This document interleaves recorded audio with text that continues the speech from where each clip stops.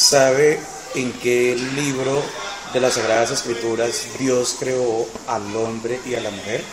Sí, todo, digamos, cristiano católico conocemos en qué libro, inclusive desde el Catecismo del Padre Astetes nos hablan sobre la creación y específicamente lo encontramos en el libro del Génesis, donde Dios nos habla sobre la creación y en especial y el más importante, la creación del hombre.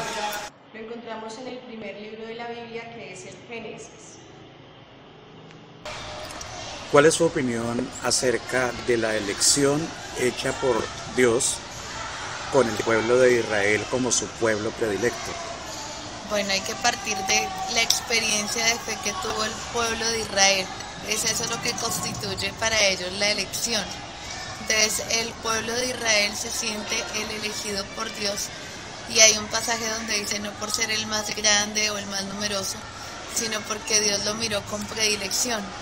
Y es un pueblo que se ha sentido eso, pueblo de Dios, desde el paso que dio de que en medio de las culturas que habían alrededor de Israel, fue el paso del politeísmo al monoteísmo, ¿no? El Señor, tu Dios es el único Señor y a Él lo amarás y lo seguirás.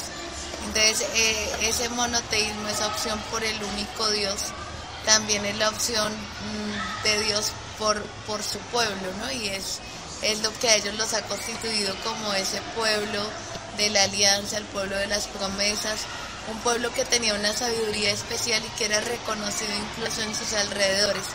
El Dios que se revela a ese pueblo para sacar de él una gran nación, ¿no? Y que no se queda en ese único pueblo, sino que en Jesús ya se lanza a todos los pueblos de la tierra.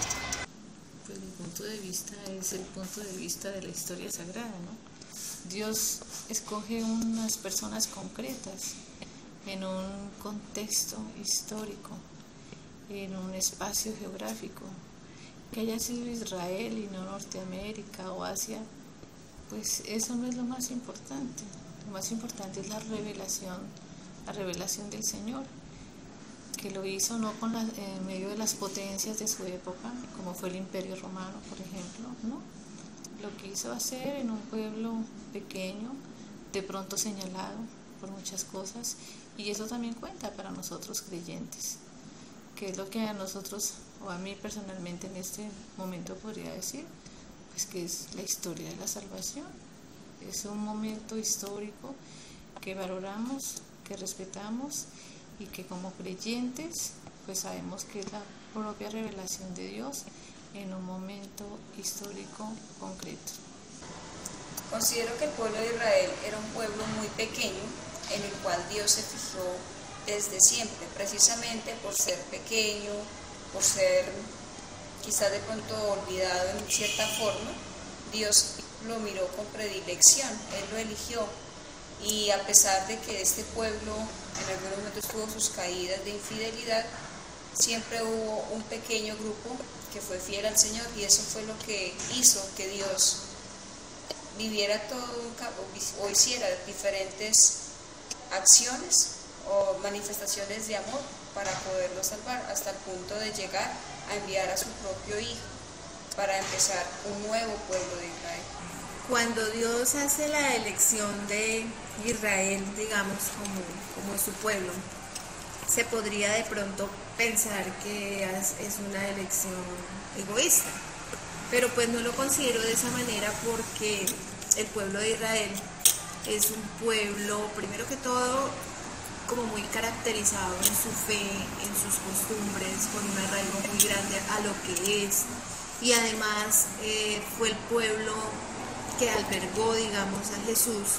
Entonces Dios pues tiene unas razones muy grandes para elegirlo como su pueblo.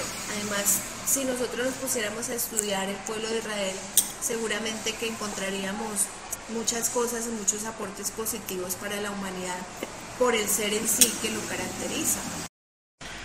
¿Cuál es el hecho histórico donde Dios castiga a su pueblo tras la maldad, tras la pérdida de fe, para iniciar un nuevo pueblo de Dios?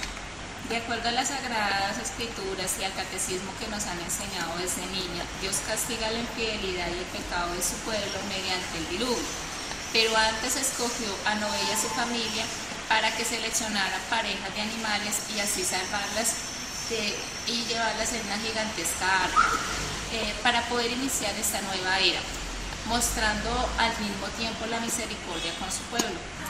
Según las escrituras, tenemos que Dios castigó el pecado de su pueblo enviándole un diluvio universal, haciendo un diluvio universal.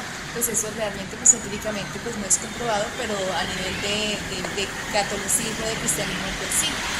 Según nos cuentan las escrituras, Dios envía un gran diluvio, pero antes escoge o selecciona una familia, que es la familia de Noé.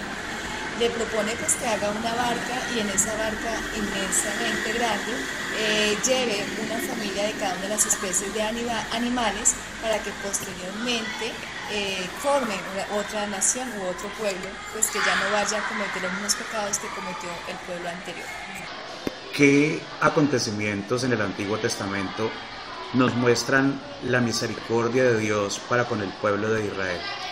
Bueno, pues tenemos algunos acontecimientos, son muchos, pero algunos como relevantes. Está el hecho de cuando Abraham iba a sacrificar a su hijo y él mostró hasta el último momento que iba a obedecer a Dios esa orden que Dios le había dado, pero Dios se dio cuenta que Abraham era un hombre de mucha fe, al punto de que ya en el momento de sacrificarlo Dios le dijo no a Abraham, porque se dio cuenta que su fe era muy grande.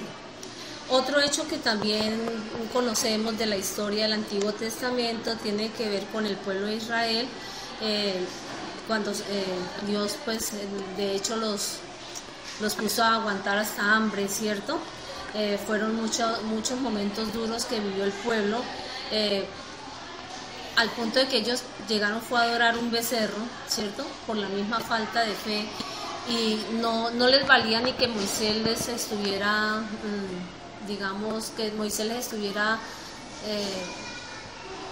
diciendo que venía de parte de Dios y que les traía, como decir, la salvación, y esa salvación era a través de los mandamientos. A ellos eso nada les valió y por eso tuvieron que pasar muchas necesidades, pero al final ellos se convencieron realmente que Moisés era el enviado de Dios y que a través de ese enviado ellos podían salvarse. Fue cuando Dios entonces les dio una nueva oportunidad y ya regresaron a la tierra prometida. Otro hecho que también tenemos en la historia del Antiguo Testamento es lo que pasó en la vida de Jonás, ¿no? Cuando Dios también mostró que Nínive era un pueblo pecador, ¿sí? Y que ese pueblo realmente estaba desobedeciendo a Dios en todo sentido. Dios envía a Jonás a una ciudad muy pecadora como era Nínive, ¿cierto? A predicarles su palabra y prevenirlos sobre todo de muchos castigos que se les venían encima. El pueblo, incluido el rey y todo el pueblo, escucharon, acataron toda esa predicación y de esa manera Dios pues se dio cuenta la conversión de ese pueblo y asimismo pues los perdonó y ellos ya volvieron también como a vivir una vida más tranquila y en paz. Y además pues que Dios los perdonó, ¿no? La sabiduría y el rey Salomón. Teniendo en cuenta el pasaje del rey Salomón, en donde él es tan buen gobernante y Dios, viendo su desempeño tan excelente, le quiere ofrecer un don, un regalo, y le pone a escoger entre riqueza y sabiduría, y él escoge la sabiduría, porque él sabe que gobernar no es fácil. Yo estoy de acuerdo con la elección que hizo el rey Salomón, porque definitivamente la riqueza con malas decisiones no es buena. Es preferible tener la sabiduría para saber orientar la vida, para saber orientar a los demás, porque las decisiones que yo tome van a influir positiva o negativamente sobre un grupo. En cambio, la riqueza es efímera, se puede acabar, y si la riqueza se acaba, y si el centro de mi vida es la riqueza, ¿en qué voy a quedar? En cambio, la sabiduría perdura por siempre y me va a ayudar a salir adelante en cualquier necesidad y en cualquier decisión que yo necesite tomar. Pregunta número 15. Bondad y misericordia de Dios para con su pueblo. La historia de la salvación nos ha mostrado cómo Dios, un Padre bueno, misericordioso, envió a su único Hijo para salvarnos del pecado.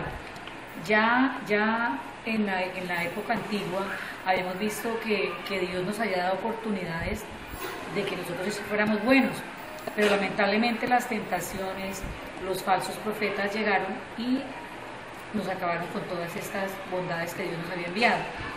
Dios, en su más grande acto de amor, considero yo, y de misericordia, nos envía a su único Hijo para que nosotros seamos salvados a través de su muerte, precisamente de su resurrección. Para eso Jesús padece una serie de actos impropios, terribles, que todos conocemos, y con el cual Él, haciéndose hombre, padeciendo todo esto, nos salva. Entonces yo digo, para mí es un acto inmenso de amor, es el más grande que puede haber, porque esto no nos hace sino una persona que crea, que ame verdaderamente a todos sus hijos. Es un acto de desinterés, de entrega, de amor total. Entonces, ojalá nosotros pudiéramos en algo al menos agradecerle a Dios todo ese bien que nos hizo, porque gracias a eso nosotros podemos tener la salvación y tener una vida eterna.